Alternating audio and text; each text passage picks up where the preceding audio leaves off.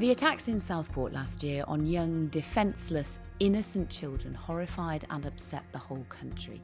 Children and adults were stabbed, many more were traumatised, and 3 girls, little Bebe King, Elsie Stancombe and Alice Aguiar, were murdered in a holiday dance class. Now their grieving parents, alongside victims and families, are having to describe the impact of that horrific summer's day. It is all for an inquiry to determine if Axel Rudakubana, the killer, could have been stopped long before he even got to the door of that dance workshop. And now for the first time we've heard one of the children who was stabbed in the attack describe the horror in her own words. I'm Lucy Watson, and this is What You Need to Know.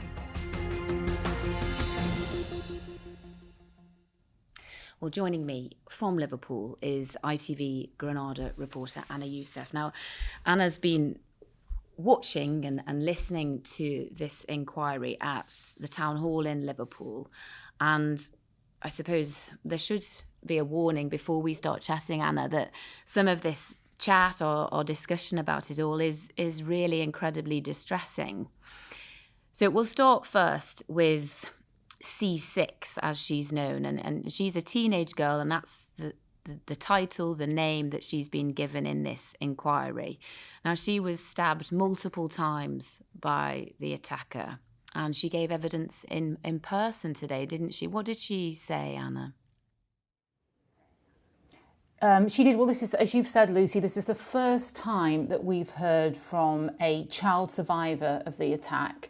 And even for an adult to give evidence in these circumstances, it's a really, imposing building, the council chamber. But this young girl was incredibly composed. And the evidence that she gave was just so harrowing. She was horrifically injured in the attack. She was stabbed in the arm and in the back as well. She suffered a collapsed lung, and she actually had broken bones because of the severity of the attack. She described how what had started out as a day of excitement and fun turned into what she described as a living nightmare.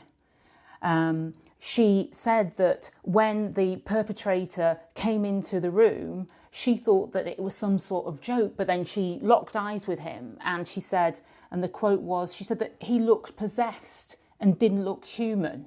And she said, I saw him stab someone in front of me and realised he was going to kill us all. Then I saw him coming towards me, and it was then that he attacked her. She'd actually gone to the event with her little sister. Now, her little sister was physically unharmed, but she was close friends with Alice, one of the little girls who died. It was just clear listening to her evidence that, both of them are severely traumatised still from what's happened, but she was determined to come there today to give her evidence in person. And she actually said that she felt so strongly that she wanted to be there because she wanted her voice heard, because she wanted answers.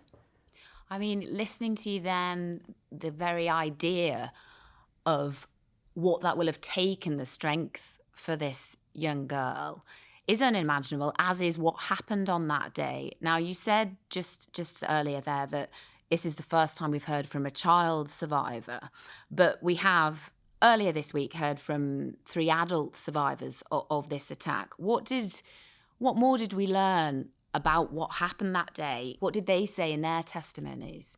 Well, we heard from John Hayes. He was the grandfather that was working in an office next to the dance studio, and he described being in his office and hearing children screaming. So he'd come out and he'd actually confronted the attacker, and they grappled, and he ended up being stabbed in his thigh. He described the whole circumstances as it was like something out of a horror film, and he said that it had changed him forever. We also heard from the 2 dance teachers that were running the event, Leanne Lucas and Heidi Liddell. And, just some of the detail that's now coming out about it. Leanne described how when the attacker first came into the room, she thought that he was there to pick up one of the girls. And it was only when he came towards her and she thought he'd punched her in the back. And it was only when she saw blood that she realised that he'd actually stabbed her 5 times. But despite that, despite being attacked, you know, she was able to help several of the girls out of the room, and she actually called 999 while she was in the building as well.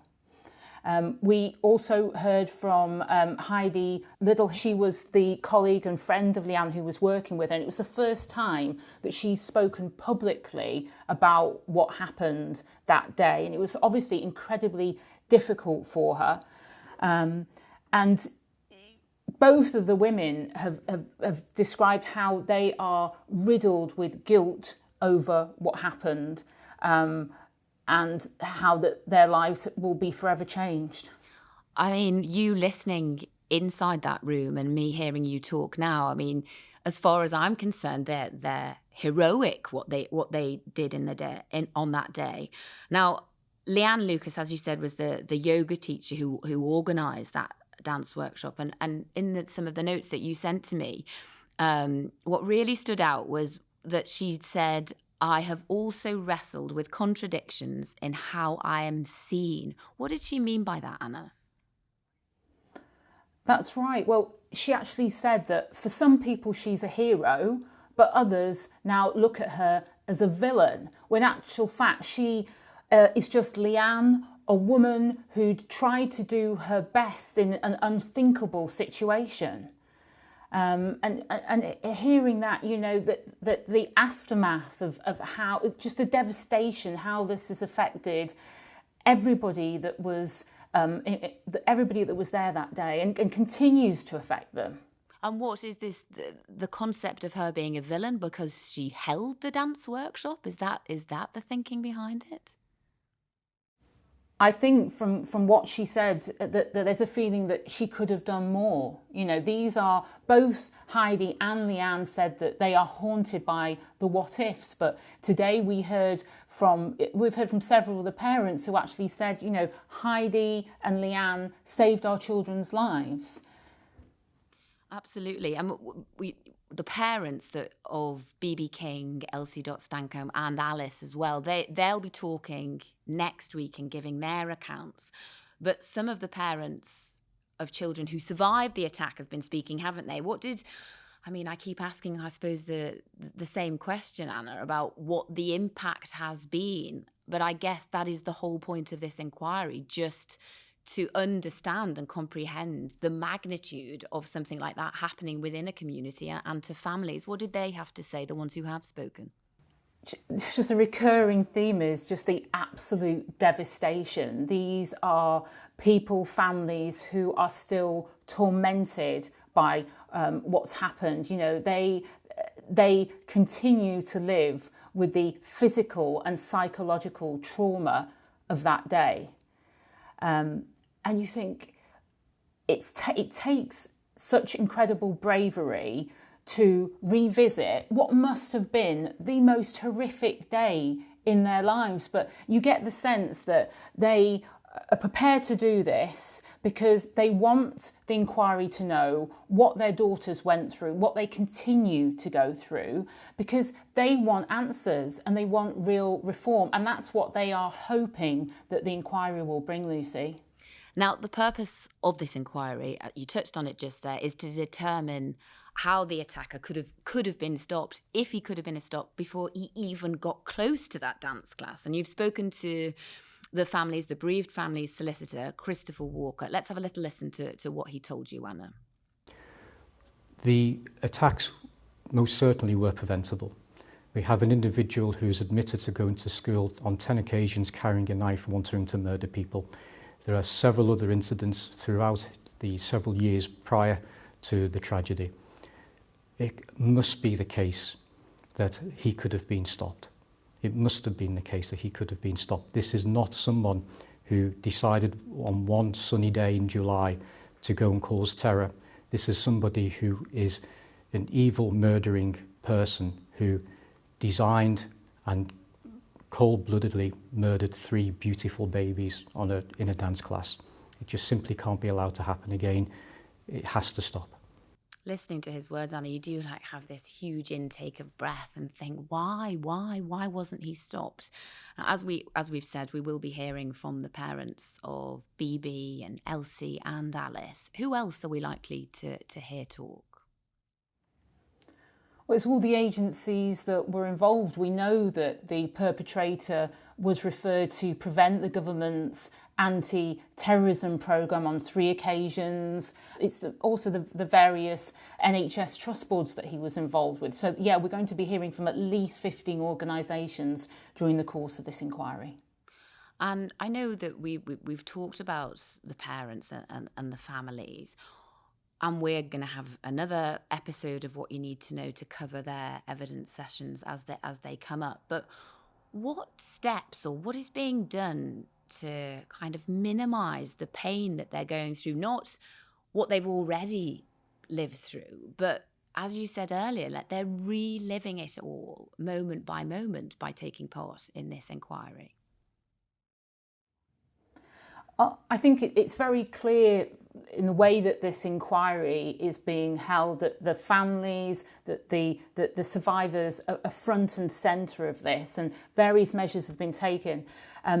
What was unusual in this case is that right at the beginning of the inquiry, the chair, Sir Adrian Fulford, said that a decision had been made that they weren't going to refer to the killer by his name. They would only refer to him once at the beginning of the inquiry, and then after that he's going to be referred to as the perpetrator, or AR as well. And also the media have been asked not to use the mugshot of the perpetrator as well by the inquiry. And I believe, having spoken to the lawyer of the bereaved solicitors, that was as a direct result of the chair going and meeting with the families. So that was a request that they were hoping that the media will follow. As we have in this chat, Anna, and presumably that is simply because, and understandably so, they do not want to hear that name and they do not want to see him anywhere. For reporters like you, Anna, who are going into a room and hearing these kind of accounts, these kind of stories, the impact that it's had on people in and around the area that you live in yourself, what is that like as a journalist, hearing all that? I'm not going to lie, Lucy, it is harrowing, but we're journalists, this is the job, we signed up for it, but I'm also a mum, I'm a human being, and I just keep on thinking that this is their reality. This is what they have lived through, what they're continuing to live through, and that's why, they have got to be front and centre in all this. And I'm just in awe of the fact that they are putting themselves through this process because they want to make things better. They want to make sure that something like this doesn't happen again. Anna, thank you very much, and we shall speak again in the coming days. Take care. And you can follow Anna's reporting and all our coverage of the Southport Inquiry at itv.com/news and on our YouTube channel. Until next time, thank you very much for joining us.